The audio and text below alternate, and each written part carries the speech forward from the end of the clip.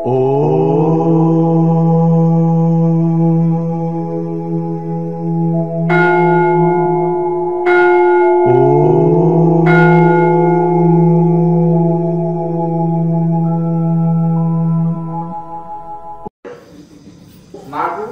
మీరందరూ బిడ్డలే, అవునా కదా?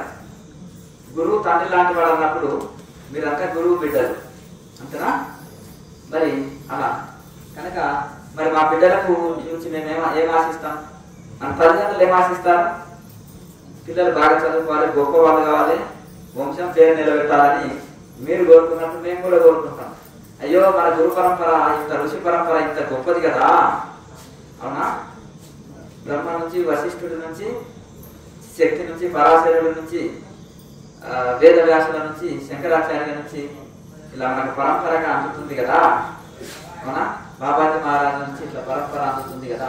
మరి పరంపరను వీళ్ళు కూడా ఆ పేరుని కాపాడాలి, గొప్ప వాళ్ళు కావాలి అని మేము కూడా కోరుకుంటాం, అంతేనా కదా? మీ పిల్లవాడు గొప్పవాడు కావాలి, తాతలు మన తాతది ఇంత గొప్పది. ఇప్పుడు మనం ప్రతి ఒక్కరి ఋషి వంశస్థులం కదా, మన ఒక్కొక్క గోత్రంలో ఒక్కొక్క ఋషి పేరు ఉందా లేదా చెప్పండి, ఉందా? అట్లా కనుక అదే విధంగా మీరు కూడా ఈ పరంపరలో చక్కగా యోగులుగా తయారయ్యి మంచిగా మీరు ఉపయోగపడి, మీ కుటుంబానికి ఉపయోగపడి, మరియు సమాజానికి కూడా ఉపయోగపడతారని నేను ఆశిస్తున్నాను. వీలైనంతలో మీరు వాలంటీర్ సర్వీస్ చేయదలిచిన వాళ్ళు మహిళా వాలంటీర్ల దగ్గర నోట్బుక్ ఉంటుంది. మీ జిల్లాలో వాలంటీర్ సర్వీస్ చేయాలంటే అందులో మీరు నమోదు చేసుకోండి. పురుషుల వాలంటీర్ దగ్గర పురుషులు నమోదు చేసుకోండి. అవకాశాన్ని ఉన్నప్పుడు ఈ సద్వినియోగం చేసుకోండి. మనం ఆశ్రమం ఎక్కడైనా కానీ అక్కడ ఉచిత సర్వీసులు ఉంటాయి. అది ఆశ్రమ నియమాలు పాటిస్తూ మీరు ఎంతకాలమైనా సాధన చేసుకోవచ్చు. అన్ని ఉచిత సేవలు. అక్కడ ఆశ్రమంలో ఉండి సేవ చేసుకోవాలంటే కొన్ని నియమాలు మా జూన్ అకాడమీ నుంచి వచ్చిన గురువులు పంపారు. అది నేను కొంచెం మీకు వినిపిస్తాను. మొన్ననే ఇవన్నీ ఏర్పాటు చేసినాం కనుక ఆశ్రమ నియమావళి పాటిస్తూ ఆశ్రమ కమిటీ నిర్ణయించినటువంటి బాధ్యుల సలహాలు, సూచనలు పాటిస్తాను. నేను మా తల్లిదండ్రి మరియు ఇతర కుటుంబ సభ్యుల అనుమతి తీసుకొని నా మనస్ఫూర్తిగా ఎవరి బలవంతంగా కానీ ఒత్తిడి కానీ లేకుండా శ్రీ క్రియాయోగ ధ్యాన తపోవన సేవాశ్రమం గోవిందాయపల్లి ఆశ్రమానికి వచ్చి ముందే ఆశ్రమం యొక్క ఆఫీసు నెంబర్, కాల్ మరియు మెసేజ్ రూపంలో ఆశ్రమంలో సాధన చేసుకున్నట్టుకు అనుమతి కోరాను. నాకు ఆశ్రమ అడ్మిన్ విభాగం నుంచి ఆశ్రమ నియమావళి పత్రాన్ని పంపించారు. నేను నా యొక్క పూర్తి అంగీకారాన్ని మనస్ఫూర్తిగా ఎవరి ఒత్తిడి లేకుండా మరియు ఎవరి సలహా తీసుకోకుండా సమ్మతించాను.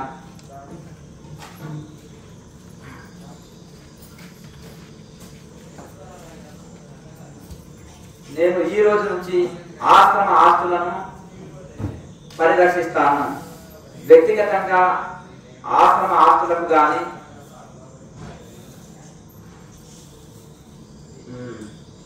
ఆశ్రమ ఆశయాలకు కానీ ఆశ్రమ నియమావళికి ఎటువంటి భంగం కలిగించను. ఆశ్రమంలో మద్యపానము, ధూమపానం అంటే ఉంటాయి కదా కొత్త అట్లా, మరియు ఇతర మత్తు పదార్థాలు సేవించను మరియు ఇతరులను సేవించమని ప్రేరేపించను. నేను ఈ రోజు నుంచి ఆశ్రమ నియమావళికి లోబడి పూర్తి స్థాయి శాకాహారాన్ని తీసుకుంటాను. నేను ఈ రోజు నుంచి ఆశ్రమ వాసం చేసిన అన్ని రోజులు కూడా ఆశ్రమంలో తయారు చేసిన ఆహార పదార్థాలను మాత్రమే తింటాను. నా వ్యక్తిగత ఇష్టంతో బయట ఆహార పదార్థాలు తీసుకోవడం వలన నాకేదైనా ఆరోగ్య సమస్య ఉత్పన్నమైతే ఆశ్రమానికి ఎలాంటి సంబంధం లేదు. ఎందుకనగా ఆశ్రమ ఆహార పదార్థాలు సమతుల్యంగా ఉంటాయి. అది వ్యక్తిగత ఆరోగ్యాన్ని పెంపొందిస్తాయి. 8వ పాయింట్ వచ్చేసి నేను నాకు సంస్థ కేటాయించిన గదిలోనే మాత్రమే నిద్రిస్తాను. వ్యక్తిగత పరిశుభ్రతను పాటిస్తూ నేను ఉండే గదిని మరియు సముదాయాలను పరిశుభ్రంగా ఉంచుతాను. 9వ పాయింట్ ఆశ్రమ ప్రాంగణంలో సోదర ఆధ్యాత్మిక సంస్థలను దూషించను మరియు వాటి చర్చ తీసుకురాను. ఎందుకనగా ఆశ్రమ నియమావళి ప్రకారం నిషిద్ధము. 10వ పాయింట్, ఆశ్రమ ప్రాంగణంలో కుల, మత, వర్ణ, లింగ వివక్ష చూపను మరియు రాజకీయపరమైన ఎంటర్టైన్మెంట్ అంటే సినిమాలు, క్రీడలు, జూదము ఇటువంటి ఈ పరమైన చర్చలు జరగను మరియు ఇతరులను చర్చ చేయమని ప్రేరేపించను. ఎందుకనగా ఆశ్రమ ప్రాంగణంలో ఇవన్నీ కూడా నిషిద్ధము. 11 ఆశ్రమ వాసులందరితో సోదర భావంతో ఉంటాను. 12 ఆశ్రమంలో వ్యక్తిని సంబోధించేటప్పుడు ఓం మాత, ఓం అన్నయ్య అంటే సరిపోతుంది. ఓం అని సంబోధించాలి. ఆశ్రమంలో మహిళలను గౌరవిస్తాను, మాత అని సంబోధిస్తాను. ప్రతి ఒక్క మహిళలో నా మాతృమూర్తిని చూస్తాను. అంటే ఇది పురుషులకు రాసింది. ఇదే స్త్రీలకైతే తోటి సోదరులని నేను గౌరవిస్తాను, ఓం అన్నయ్య అని సంబోధిస్తాను. మా యొక్క కన్న తండ్రిని వాళ్ళలో తోటి పురుషుల్లో చూస్తాను. ఇది మహిళలు. 14వ పాయింట్, ఆశ్రమంలో తోటి క్రియావాదులతో కుటుంబపరమైన, ఆర్థికపరమైన, వ్యక్తిగతమైన సమాచారాన్ని పంచుకోను. ఇది చాలా ముఖ్యమైనది. భవిష్యత్తులో వారితో ఎటువంటి మరియు లావాదేవీలను నడపను. భవిష్యత్తులో అయితే ఈ పాయింట్ నేను గురుభవన నాడు నొక్కి నొక్కి నొక్కి నొక్కి నొక్కి చెప్తే ఒకసారి మా భాస్కరరావు గారే దానికి అడ్డు తగిలి చెప్పారు. ఈ లోపల పెద్ద సమస్య వచ్చింది. అంటే ఎందుకంటే డీప్ గా మీరు ఫోన్ నెంబర్లు పంచుకుంటారు, మీరు ఇది తీసుకుంటారు, డీప్ స్నేహాలు చేస్తారు, అప్పు తీసుకునే కాడిపోతారు, ఇది చూస్తారు. మనకు తీర వచ్చే వరకు ఏమనుకుంటారంటే సంస్థ పేరు చూసినాం, సీనియర్ అనుకున్నాం, గురువు గారి పేరు చూసినాం అంటే ఇవన్నీ పెట్టుకోమంటారా? నేను నొక్కి నొక్కి నొక్కి చెప్పిన అర్ధగంట సేపు. ఆ వ్యక్తికి నేను అరగంట పర్సనల్ కాల్ చేసి వివరించిన, నువ్వు రాంగ్ వేరే వెళ్తున్నావయ్యా. మరి గురువు మాట ముంగలో దొక్కేసి ఒక అర్హత లేని వాళ్ళతో చేస్తే రకరకాల వ్యక్తులు వస్తారండి ఇక్కడికి, అంతేనా కదా? కనుక జాగ్రత్తగా ఇవన్నీ. అయితే 15వ పాయింట్, భవిష్యత్తులో పై లావాదేవీల పట్ల ఎటువంటి సమస్య సంస్థకు అంటే ఈ వ్యక్తి ఇచ్చినట్టు నా వల్ల వచ్చిన నేను శిక్షార్హుని అంటే మీకు మీరు ఇక్కడ చెప్పి జైన్ అవుతున్నారు రాసించి. కనుక ఈ లావాదేవీల పట్ల సంస్థ ఎటువంటి బాధ్యత వహించదు. మేమే వ్యక్తిగతంగా ఇప్పుడు మనం డబ్బులు ఇవ్వండి అని ఎవరైనా అడిగిస్తలేము, డైరెక్ట్ నోరు తెలిసి అడగట్లేదు. బుద్ధిపూర్వకంగా ఎవరైనా సంస్థకు సహాయం చేయొచ్చు, సంస్థలన్నీ కూడా సహకారంతో నడుస్తాయి. కానీ వ్యక్తిగతంగా మా కమిటీ వాళ్ళు కానీ మేము కానీ నోరు తెలిసి ఒక రూపాయి అడగడం అనేది ఇది నిషిద్ధం ఆశ్రమంలో కూడా. కనుక మరి మేమే అడిగినప్పుడు మన పక్కకు అడగడమో లేకపోతే వాళ్ళు అవసరాలు అనుకోండి, ఇక్కడ మనకు సంస్థకు బ్యాడ్ నేమ్ వస్తుంది అంట, ఇక్కడ పరిచయం అయింది కనుక. కనుక జాగ్రత్త వహించాలి ఈ విషయంలో. క్రియాయోగ సాధన వల్ల నాకు కలిగిన అనుభవాలను ఆశ్రమ ప్రాంగణంలోని తోటి క్రియావాదులతో చర్చించండి. నా యొక్క సాధన మరియు ఆరోగ్యమైన సమస్యలను సంబంధించిన సలహాలను గురువు గారిని సంప్రదించి నా యొక్క సందేహాలను నివృత్తి చేసుకుంటాను తప్ప తోటి క్రియావాదులతో చర్చించను మరియు వారి సలహాలను తీసుకోను. ఎందుకంటే సగం తెలిసిన వాళ్ళతో వాళ్ళ సలహాలు తీసుకుంటే ప్రమాదం ఉంటుంది అంట. నేను క్రియాయోగ పేరుతో ఆశ్రమ ప్రాంగణంలో గాని బయట గాని భవిష్యత్తులో నా సహచర క్రియావాదులతో కలిసి ఎటువంటి దీక్షలు మరియు ఆన్లైన్ తరగతులు నిర్వహించను మరియు గోవిందరాయపల్లి ఆశ్రమం పేరుతో ఎటువంటి చందాలు వసూలు చేయను. వసూళ్లకు పాల్పడిన ఎడల సంస్థ తీసుకునే చర్యలకు శిక్షార్హుని ఎవరికి వాళ్ళు రాసించారు. ఆశ్రమ ప్రాంగణంలో మానసిక బలహీనులకు, ఆరోగ్య సమస్యలు ఉన్న వారికి ఎటువంటి వైద్యాన్ని సూచనలను ఇవ్వను మరియు మందులను విక్రయించను. ఇది చాలా ముఖ్యమైనది. మానసిక బలహీనులు అనే పదం వాడినాం ఇక్కడ. అంటే ఎవరు చెప్పినా వింటారు. వీక్నెస్ అర్థమైంది. వీక్నెస్ ఇస్ డెత్ అన్నాడు వివేకానందుడు. అందుకని వీక్నెస్ మనుషులు అంటారు. అంటే ఏది చెప్పినా నమ్మేస్తారు, ఎవరిని చెప్పినా నమ్మేస్తారు. వాళ్ళకంటూ ఒక ఇది అనగానే వాళ్ళని మానసిక బలహీనులు అనే పదం వాడినాం ఇక్కడ. వాళ్ళ స్త్రీలు పురుషులు చదువుకున్న వాళ్ళు విద్యావంతులు ఆఫీసర్లు ఉండొచ్చు, చదువురాని వాళ్ళు ఉండొచ్చు, దాంతో సంబంధం లేదు. వీళ్ళు ఏంటంటే ఎవరు చెప్పినా గుడ్డిగా నమ్మే వాళ్ళని మానసిక బలహీనులు అంటారు. ఆ మానసిక బలహీనులకు వాళ్ళకి కొన్ని ఆరోగ్య సమస్యలు ఉంటాయి. ఎవరు తీరుస్తారు అని ఎవరు కనిపిస్తే వాళ్ళకి చెప్పుకుంటారు, ఎవరిస్తే సలహాలు వాళ్ళకి తీసుకుంటారు. ఎవరైనా ఉంటే ఏదైనా ఆకుడు ఇప్పుడు చెట్టు తీసుకొచ్చి అయ్యా ఈ హిమాలయాల్లో తెచ్చినట్టు కూడా ఎంత డబ్బులు పెట్టేది ఉంటారు. అట్లా కనుక వాళ్ళని మానసిక బలహీనులు అన్నాం. ఇక్కడ పరిచయం అయింది కదా, ఇది గొప్ప వాళ్ళు ఉంటారు అని అనుకోవచ్చు, అప్పుడే వచ్చిన వాళ్ళు ఉండొచ్చు, అంతే కదండి. మరి ఏదైనా అమ్ముకోవడానికి కొన్ని పౌడర్స్ తీసుకురావచ్చు, అంతే కదండి. మన పేరు చెప్పుకోవచ్చు, అంతేనా కదా. జేబులో స్వామి ఫోటో పెట్టుకోవచ్చు, అంత మాత్రం నమ్మేస్తారా ఏంటి? లేదు కదండి. అయితే కనుక మళ్ళీ జరుగుతుంది. ఈ పాయింట్ చాలా ముఖ్యం. ఆశ్రమ ప్రాంగణంలో మానసిక బలహీనలకు అంటే ఇక ఆరోగ్య సమస్యలు ఉన్న వారికి ఎటువంటి వైద్య సూచనలు ఇవ్వను మరియు మందులు విక్రయించను. అంటే మందులు అమ్మను బయటకు వెళ్ళి తెచ్చేటువంటి మందులు, అలాగే పౌడర్స్ కానీ చూర్ణాలు కానీ లేహ్యాలు కానీ టాబ్లెట్స్ కానీ టానిక్లు కానీ ఆయిల్స్ ఉంటాయి కదా, ఆయిల్స్ కానీ ఎలాంటి మందులని ఇక్కడ అమ్మను, విక్రయించనంటే అమ్మను. ఇక ఆశ్రమంలో తోటి క్రియావానులకు,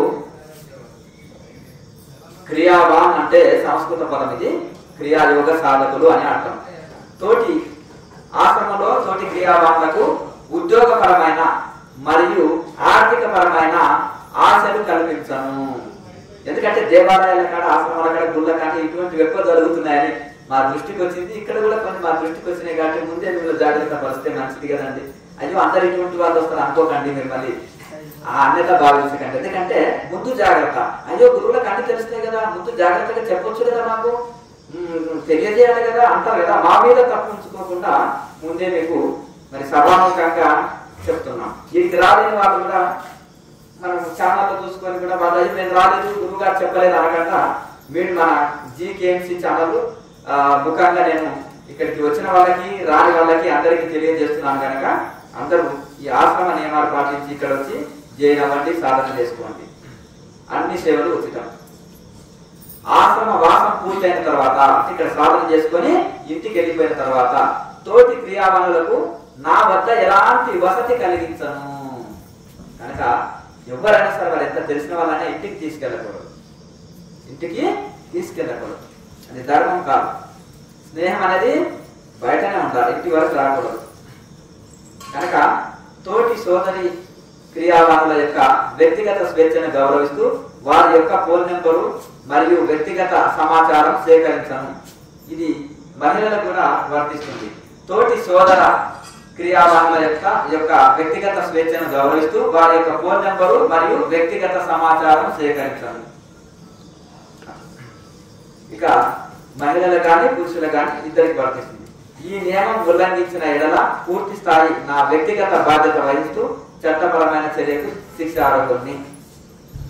ఇక 22వ ఆశ్రమ వాసం పూర్తయిన తర్వాత తోటి క్రియావానులతో వ్యక్తిగత ఇష్టపూర్వకంగా చేసిన వ్యాపార, ఆర్థిక, వ్యక్తిగత సంబంధాలు మరియు లావాదేవీలకు సంస్థ ఎటువంటి బాధ్యత వహించదని అంగీకరిస్తున్నాను. నేను ఈ రోజు నుంచి బ్రహ్మజ్ఞాన భారత్ ఉన్నత లక్ష్యాలు, ఆశయాలను అందరికి వివరిస్తూ బ్రహ్మజ్ఞాన భారత్ లక్ష్య సాధనకై నడిపిస్తాను.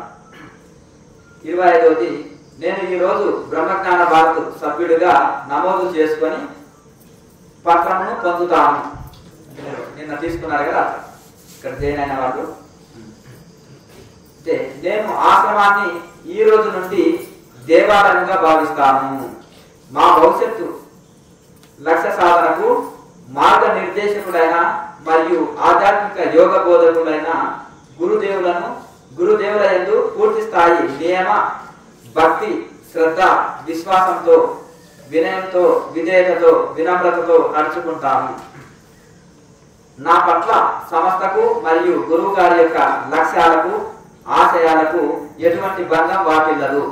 అదేవిధంగా ఆశ్రమ వాసులతో గాని బయట గాని సంస్థ పట్ల గురువు గారి పట్ల భవిష్యత్తులో ఆర్థిక, సామాజిక, వాణిజ్యపరమైన మరియు కుల, మత, ప్రాంత, లింగ, లైంగిక ఆరోపణలను భవిష్యత్తులో చేయనని ప్రమాణం చేస్తున్నాను.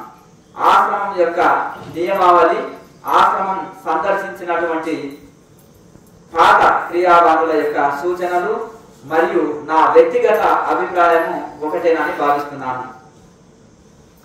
ఇది ఎవరి బలవంతం కానీ ఒత్తిడి కానీ లేకుండా నేను పూర్తి స్పృహలో ఉండి నా మనస్ఫూర్తిగా నా కుటుంబ సభ్యుల సమక్షంలో చదివి అంగీకరించి పత్రాన్ని సంస్థకు సమర్పించి సాక్షుల సమక్షంలో సంతకం చేసి వ్రాసిస్తున్నాను. వ్యక్తిగత అంగీకార పత్రము. ఇది ఇంటి దగ్గర ఏంటంటే మా బాబు కొట్లాడి వచ్చేసారు, మీరు ఎలా జైలు చేసుకుంటారు, ఆ పుట్టవాడు తప్పిపోయిన స్టేషన్లో కూడా ఏం చేస్తారు తల్లిదండ్రులు ఒకటి ఇచ్చేస్తారు. ఆటో చేసి ఇక్కడికి వచ్చి ఎట్లా జైలు చేసుకుంటారండి మీరు, నాతో గొడవ పడిన అవసరం నాకు చెప్పండి. రోజుకో తలకాయ అదే రూల్స్ కరెక్ట్గా పెట్టినాం అనుకోండి, ఇవన్నీ ఉంటాయి. పోలీసు వారి సూచనల ప్రకారమే ఇవన్నీ చేస్తున్నాం. ఎందుకంటే సమస్య వస్తే ఎక్కడ అవుతారు, శ్రీశైలమో, తిరుపతిలో, కాశీ దేవాలయం. లేదంటే యోగా ధ్యానం తెలిసిన వాళ్ళు ఏం చేస్తారంటే ఆశ్రమంలో ప్రశాంతంగా వాళ్ళు ప్రశాంతంగా ధ్యానం చేసుకుందామని వస్తారు. భార్యతో కొట్లాడినా, భర్తతో కొట్లాడినా, పిల్లలతో కొట్లాడినా ఆశ్రమమే గుర్తొస్తుంది, తల్లిగారి లాంటిది అంతేనా. కనుక అప్పుడు ఏంటంటే ఇంటి దగ్గర ఒక మాట చెప్పి వచ్చింది అనుకోండి, ఉంటే ఉండదు 15 రోజులు ధ్యానం చేసుకోండి అని వాళ్ళు చెప్తారు. మాకు తనకైనా ఉండదు, లేకుండదు అంతేనా. అట్లా అయితే ఆశ్రమ మహిళా క్రియావాళ్ళ నియమావళి. ఇక మహిళలకు కొన్ని ఎక్స్ట్రా నియమాలు పెట్టేసినాం. ఎందుకంటే ఆశ్రమ వాసం చేయడానికి వచ్చే ప్రతి మహిళ మాత క్రియావాన్, కుటుంబ సభ్యులు, భర్త. ఇక మగవాళ్ళ కన్నా కొంత స్వేచ్ఛ ఉంటుంది, కానీ అమ్మగారు తప్పకుండా ఇంటికాడ చెప్పి వెళ్ళవలసి వస్తుంది అంతేనా. వీళ్ళు తర్వాత ఫోన్ చేసినా నడుస్తుంది, కానీ వాళ్ళు మొదలు అనుమతి తీసుకొని రావాల్సి వస్తుంది అట్లా. కనుక అయితే ఆశ్రమ వాసం చేయడానికి వచ్చిన మహిళ మాత క్రియావాన్, కుటుంబ సభ్యుల చేత కానీ, భర్త చేత లేదా తల్లిదండ్రుల చేత మరియు సంతానము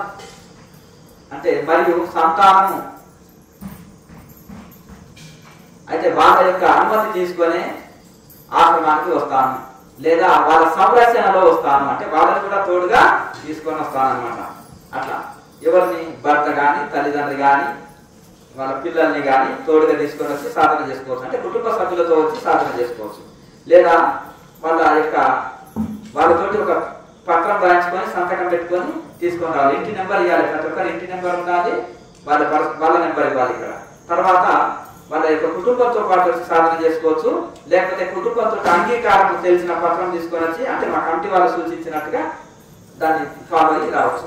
అయితే మొదలే మీకు వాట్సాప్లో ఏం చేసేస్తారంటే మా వాళ్ళు వాట్సాప్లో ఇవన్నీ పత్రాలు పంపిస్తారు. ఇవి చదువుకొని ఇవి అంగీకారం అన్నప్పుడు దాన్ని రావచ్చు. పురుషులు అంటే ఇంటికాడ అనుమతి తీసుకొని మళ్ళీ ఒక కాల్ చేస్తే సరిపోతుంది ఎవరైనా. కానీ మహిళలు వాళ్ళ యొక్క కుటుంబ సభ్యులతో రావాలి, లేదా ఒక ఇంటి దగ్గర నుంచి ఒక లెటర్ తీసుకొని రావాలి అట్లా. అంటే ఇప్పుడు ఒకవేళ కుటుంబ సభ్యులతో వీలు కానీ ఎడల కాదు ఒకసారి తీసుకురావడానికి వారు రాలేదు, కొంతమంది సాధన చేయరు, వీరు ఒక్కరే చేస్తుంటారు సాధన అమ్మగారులు. వాళ్ళు ఎందుకంటే వాళ్ళకి యోగా అంటే పెద్దగా ఆసక్తి అంటే తెలియదు అనుకోండి, టైం ఉండదు అనుకోండి, అప్పుడు ఏం చేయాలంటే వాళ్ళు ఇంటి దగ్గర నుంచి ఒక లెటర్ రాయించుకొని సంతకం చేయించుకొని వస్తే సరిపోతుంది. ఇంటి దగ్గర నుంచి ఒక కాల్ చేస్తే సరిపోతుంది. ఇక్కడ వచ్చి సాధన చేసుకోవడం మీకు అంగీకారం అని మన మేనేజ్మెంట్ వాళ్ళు అడుగుతారు. తర్వాత ఇక్కడ వచ్చి సాధన చేసుకోవచ్చు. కనుక ఇక రెండో పాయింట్ వచ్చేసి ఇది మహిళలకు ముఖ్యంగా ఇప్పుడు ఇవన్నీ ఈ మహిళా క్రియ వల్ల అంటే వాళ్ళకు కొంచెము కొన్ని ఎక్స్ట్రా పెట్టినాం వాళ్ళకి నియమాలు. ఇది అంగీకార పత్రంలోని వివరాలకు యొక్క అడ్మిన్ సభ్యులు పరిశీలించి వారి యొక్క అంగీకారంతో ఆశ్రమంలోకి ప్రవేశం ఉంటుంది. ఆశ్రమ వాసానికి వచ్చే ముందు గౌరీ మహిళా విభాగం వాట్సాప్ నెంబర్కి మీరు వివరాలు తెలియజేయాలి. అంటే మహిళలకు సపరేట్గా గౌరీ మహిళా విభాగము జూన్ ఆకారాన్ని పెట్టినాము. ఆ గ్రూప్ లో మీరు మహిళలు మీ వివరాలన్నీ ఇస్తే ఇక్కడ మహిళా వాలంటీర్లు ఉంటారు కదా, వాళ్ళు పరిశీలన చూసి మీతోటి కాల్ మాట్లాడి మీతోటి అన్ని వివరాలు తెలియజేస్తారు. ఇక తర్వాత ఎందుకంటే మహిళలకు అనుకూలంగా ఉంటుంది. తర్వాత 4వది ఆశ్రమ కమిటీ సభ్యులు నియమించినటువంటి గౌరీ మహిళా విభాగం బాధ్యురాలి యొక్క సూచనలు సలహాలు తప్పక పాటించాలి. ఎందుకంటే గతంలో ఈ నిర్మాణాలకు కొంతమంది అమ్మగారు వచ్చారు, ఇక్కడ అమ్మగారిని ఏం చేసుకోరా, పురుషులదే ఆధిక్యమా, లేకపోతే ఇక్కడ మాకు స్వేచ్ఛ లేదా, ఎక్కడ పోయినా స్త్రీలను అణచివేస్తున్నారు ఈ పురుషులు, ఇవన్నీ విన్నాను, నేను స్వయంగా విన్నాను. అర్థమైందా అమ్మా? అది పురుషులు చూడు, పురుషులై పుడితే అదృష్టమా, స్వేచ్ఛగా మగ మహారాజులు అంటారు కదా, చక్కగా వచ్చి వాళ్ళు చేంజ్ చేసుకోవచ్చు. ఇక్కడ వీళ్ళు వచ్చేసి ఇన్ని రిస్ట్రిక్షన్స్ పెడతారు ఆ స్త్రీలకి, అయ్యో అంత పురుషవాదులేనా ఈ ప్రపంచంలో అన్నట్టు కాకుండా వాళ్ళలో ఒక మహిళా వ్యాలంటీర్ని పెడితే, వాళ్ళకు కొన్ని నియమాలు పెడితే మహిళలు వాళ్ళే ఈ నియమాలు చెప్తారు, చేంజ్ చేసుకుంటారు. కుటుంబ సభ్యులతో వస్తే చాలా మంచిది ఇంకా, ఎందుకంటే ఆ కేర్ వాళ్ళే తీసుకుంటారు, వాళ్ళ బాధ్యత వాళ్ళే తీసుకుంటారు. అట్లా వాళ్ళతో రానియడలా మనం ఇంటి దగ్గర నుంచి లెటర్ రాయించుకొని వచ్చి ఇక్కడ సూచనల ప్రకారం ఉండొచ్చు. ఇక 5వ పాయింట్ వచ్చేసి ఆశ్రమ ఆవరణలో అఖాడ అంటే మన జూన అఖాడ అంటే సంస్థ, అంటే నాగసాధుల సంస్థ కాబట్టి ఇది ఆశ్రమ అఖాడ నియమం ప్రకారం సాంప్రదాయాలను పాటిస్తూ వస్త్రాధారణ, చీర కానీ పంజాబీ డ్రెస్సులు కానీ లంగా ఓని కానీ సాంప్రదాయ దుస్తులు ఉంటే సాంప్రదాయ దుస్తుల్ని మాత్రమే ధరిస్తాను. ఇప్పుడు తిరుపతి శ్రీశైలం దేవాలయానికి పోతే సాంప్రదాయ దుస్తుల్నే రాణిస్తారు కదా, అట్లా ఇది కూడా ఆశ్రమం అంటే దేవాలయం కనుక ఆశ్రమ సందర్శనకు అంటే మన సాంప్రదాయాన్ని పాటించాలి, మన కట్టు చుట్టూ కొట్టు మన సంస్కృతి పాటించాలి. ఇక 6వది ఆశ్రమ సందర్శనకు వచ్చే ప్రతి మహిళా క్రియావాన్ ఆధార్ కార్డు జిరాక్స్ మరియు పాస్పోర్ట్ సైజు ఫోటో తప్పనిసరిగా ఇవ్వాలి. తర్వాత 7వది ధ్యాన మరియు అంటే ధ్యాన సమయము మరియు భోజన మరియు సేవా సమయాలకు క్రమం తప్పకుండా పాటించాలి. ఇక ఎందుకంటే మనం బెల్లు కొట్టాం అనుకోండి, భోజనానికి అందరూ ఒకేసారి రావాలి, ఏదైనా కూరగాయలు అవి కట్ చేయడానికి ఏదైనా చిన్న ఒక గంట సేపు సేవ ఏదైనా అనుకోండి, అందరూ ఒకే సమయం రావాలి. మరి ఇక భోజనం సమయానికి మళ్ళీ సాధన సమయానికి కూడా అందరూ, ఇది పురుషులకు మహిళలకు ఇద్దరికి వర్తిస్తుంది సూత్రం. తర్వాత 8వది ఆశ్రమ పరిసరాలను పరిశుభ్రంగా ఉంచవలెను, ఆశ్రమ ఆస్తులను పరిరక్షించవలెను. ఒకటి ఏంటిదంటే మనం G50లో కూడా మనం పెట్టుకున్న నియమాలు ఏంటిది, పర్యావరణ పరిరక్షణ. మరి ఆశ్రమం మనం శుద్ధి పెట్టుకోకపోతే బయట మనం చెప్పలేం కదా, కనుక మన ఇంటిని కానీ ఇంటి దగ్గర శుభ్రం పెట్టుకోవాలి, ఆశ్రమం కూడా మన ఇల్లే కనుక శుభ్రత పరిశుభ్రత ఇక్కడ ఉంచుకోవాలి. కనుక 9వది ఆశ్రమ మేనేజ్మెంట్ కేటాయించిన గదిలోనే అదే ఆశ్రమ మేనేజ్మెంట్ నిర్ణయించిన గదిలోనే నిద్రిస్తాను, అంటే ఎవరికి కేటాయించిన గదిలో వాళ్ళే నిద్రించాలి. తర్వాత మహిళా విభాగం తగిన సూచనలు సలహాలు తీసుకుంటాను, మహిళా విభాగం వాళ్ళు చెప్పిన సలహాలు సూచనలు తప్పకుండా తీసుకుంటాను. ఇక 10వది మహిళా విభాగ బాధ్యుల ఆధ్వర్యంలో వసతి సముదాయాలను ఆశ్రమ పరిసరాలను శుభ్రంగా ఉంచాలి. ఆశ్రమంలో ఉన్న ప్రతి ఒక్కరితో సోదరి మరియు సోదర భావంతో ఉండాలి. ఆశ్రమంలో ఇతరులను సంబోధించినప్పుడు ఓం అని సంబోధించాలి. 13 ధ్యాన సమయంలో ఇతరుల ధ్యానానికి ఆటంకం కలిగించరాదు, అంటే మనం గట్టిగా మాట్లాడడం కానీ ఫోన్ మాట్లాడడం కానీ ఇంకా కొంచెం ఇది మనకు ఇబ్బంది కలిగించదు. ఇటువంటి చిన్న చిన్న విషయాన్ని ధ్యాన సమయంలో ఇతరుల ధ్యానానికి ఆటంకము కలిగించము. ఇక 15వది కుల మత లింగ ప్రాంత వర్ణాల గురించి ఆశ్రమంలో చర్చించరాదు. ఇక్కడే పెళ్లి సంబంధాలు మాట్లాడేసుకుంటారు చాలా మంది గుడి దగ్గరికి వెళ్ళినప్పుడే, అంతేనా కదా, మీరు ఏ వర్ణస్తులండి, మీరు ఏ ఊరండి, ఎక్కడ ఉంటున్నారు, అంతేనా కదా. ఇవన్నీ అట్లా ఇవన్నీ ఎందుకు వచ్చిందంటే కుల మతం ఎందుకు మాట్లాడతారంటే ఇది, అంతేనా కదా. ఇక 15వది ఇతర ఆధ్యాత్మిక సంస్థల ప్రస్తావన మరియు వాటి గురించి చర్చలు చేయరాదు. కనుక 16వది ఆశ్రమ వాసులు ఎవరు కూడా సాయంత్రం 6 గంటల తర్వాత ఆశ్రమం విడిచి వెళ్ళరాదు. రాత్రి 8 గంటల తర్వాత ఆశ్రమంలోకి ఎవరిని అనుమతించబడదు. 8 తర్వాత గేటుకు లాక్ చేస్తాం కాబట్టి ఇంకా నేను మళ్ళీ తీయరు గేట్ ఒకసారి లాక్ చేసినట్టు. మా జూనాకాడలో కూడా నేనే 8 తర్వాత పోతే గేట్ ముందర పడుకున్నా, ఎందుకంటే తప్పదు, మన సంస్థ అయినప్పటికీ కూడా నియమం నేనే అంతేనా అట్లా. కనుక ఇంకా 17వది శాకాహారమే భుజించాలి, బయట భోజన పదార్థాలు తినకూడదు, ఆశ్రమంలోకి తీసుకొని రాకూడదు. 18వది ఏ విధమైన మత్తు పదార్థాలు సేవించరాదు, ఇతరులను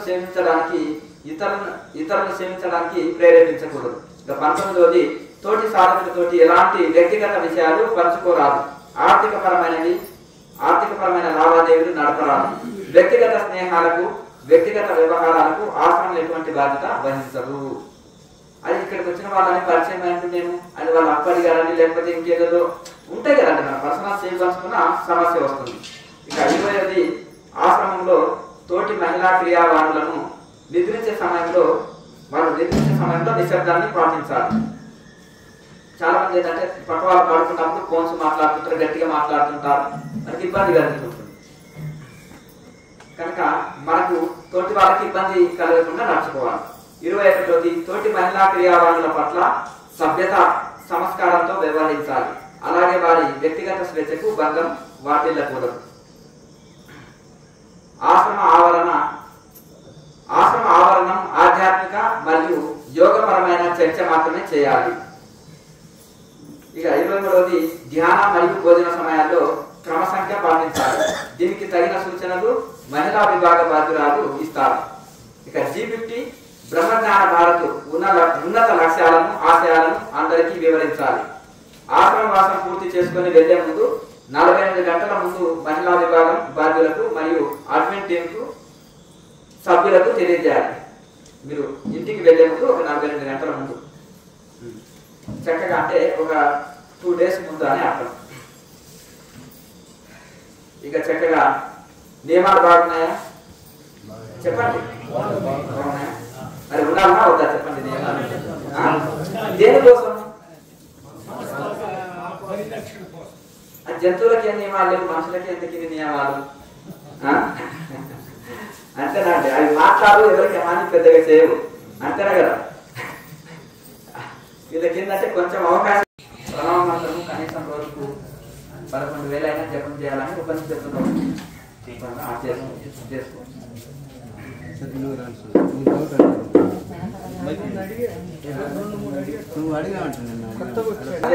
అన్ని చక్కబడతాయి. మంచిదే, ధ్యానంలో మంచి అనుభవమే. అది కంగారు పడనక్కర్లేదు. ప్రతిదీ కంగారు పడితే ఎట్లా? మంచి అనుభవమే అది. అది మంచి అనుభవమే, కంగారు పడవద్దు, కంగారు పడనక్కర్లేదు. సరేనా? మంచిది, బాగా ధ్యానం చేసుకోండి. నెక్స్ట్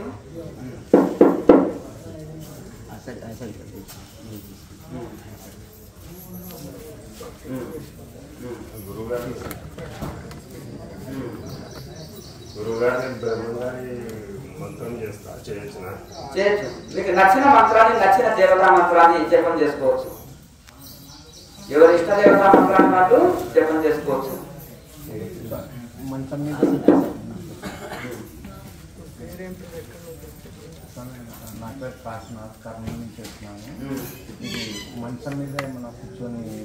అంటే కాళ్ళ నొప్పులు ఉండి పెద్ద వయసు వాళ్ళు కాళ్ళు ఏదైనా రాడ్ వేసుకొని కొద్దిగా ఆరోగ్య సమస్యలు ఉన్నప్పుడు మంచం మీద కానీ కుర్చీలో కానీ కూర్చొని మేరుదండ నిటారుగా పెట్టి చేయాలి. ఒకటి ఏంటంటే కండిషన్, మేరుదండ నిటారు పెట్టి కూర్చోవాలి. అది కూర్చొని చేయొచ్చు, ఇబ్బంది లేదు. శరీరం సహకరిస్తే కింద కూర్చుంటేనే ఎక్కువ బెనిఫిట్. కాకపోతే ఎక్కువసేపు కింద కూర్చోలేని వాళ్ళు కాసేపు పీఠనేమో కానీ లేకపోతే కుర్చీలో కానీ కూర్చోవాలి, ఇంకా కాసేపు కింద కూర్చోవాలి. అలా అభ్యాసం చేయగా కొన్ని రోజులకు కింద కూర్చునే అభ్యాసం అవుతుంది. ఎన్ని గంటలైనా కింద కూర్చొని చేయగలుగుతారు. అది చాలా మంది, చాలా సాధకుల విషయాల్లో అది రుజువైంది. చాలా సాధకుల అనుభవం కూడా. నెక్స్ట్ మంచిది. ఇంకా మీకు సాయంత్రమే చాలా మటుకు సత్సంగంలో అందరూ అడిగేశారు. ఇక అందరికి వేడిగా మంచి టిఫిన్ ఉంది. మంచిగా టిఫిన్ చేసి బస్సు ఎక్కే వాళ్ళు ఉంటే హాయిగా 8:15 ఇక్కడి నుంచి రోడ్ మీదకి వెళ్తే కరెక్ట్ 8:30 బస్సు ఉంటుంది కరవకుర్తికి వెళ్ళేది. అక్కడి నుంచి వెళ్తే హైదరాబాద్ కానీ ఇంకెక్కడికైనా వెళ్ళొచ్చు. ఇంకా మంచి హాయిగా టిఫిన్ చేసుకొని కారు తెచ్చుకొని టిఫిన్ చేసి హాయిగా వెళ్ళే వాళ్ళు ఉంటే వెళ్ళండి. ఇదే సాధనని ఇంటి దగ్గర చక్కగా చేసుకోండి. మీరు ఇప్పుడు ప్రతిసారి చిన్న డౌట్కు కారు కలపాలను పరిగెత్తుకొని రావట్లేదు. జీకేఎంసీ ఛానల్ అనేది ఒకటి ఉంది కాబట్టి మీ ఇంటి దగ్గరనే ఫ్రీ ఉన్నప్పుడు ఏం చేయాలి? ఛానల్ చూస్తూ ఉండాలి. కొత్త విషయాలు ఎన్నో తెలుస్తాయి. భవిష్యత్తులో డౌట్స్ కూడా రావుతుంది. చూస్తుంటే కొన్ని వచ్చిన డౌట్లు క్లియర్ చేస్తాయి. ఎన్నో కొత్త విషయాలు తెలుస్తాయి మీకు. అక్కడ కౌంటర్ దగ్గర కూడా మీకు అది మన ఛానల్ స్కానర్ ఉంది, స్కానర్ తోటి కూడా ఎవరైనా చేసుకునే వాళ్ళంటే చేసుకోండి, తెలియని వాళ్ళకి అక్కడ వాళ్ళు ఎవరైనా చేయిస్తారు కాదండి. అట్లా మీరు కూడా మీరు సబ్స్క్రైబ్ చేసుకోవడంతో పాటు ఇంకొక నలుగురితో చేయించాలి. మన కుటుంబ సభ్యులు మనం మాట్లాడినారా, మన ఫ్రెండ్స్ మనం మాట్లాడినారా, వాళ్ళు ఏంటంటే అయ్యో మంచి ఛానల్ని పరిచయం చేశారు, నాకు ఆరోగ్యం గురించి ఎన్నో విషయాలు తెలిసినాయి అంటే వాళ్ళకి ఏమైనా బాధ కలిగినప్పుడు బయటకు వస్తారు కదా, వాళ్ళకి ఏదైనా సమస్యలు వచ్చినప్పుడు కూడా బాధ ఆరోగ్య సమస్యలు వచ్చినప్పుడు మనశ్శాంతి లేనప్పుడు ఇది చూసి కొన్ని మంచి విషయాలు తెలుస్తాయి కదా. అది మంచిని నలుగురికి పంచాలి, గంగా ఉంటుంది కదా నలుగురికి సూయాలి. ఎందుకు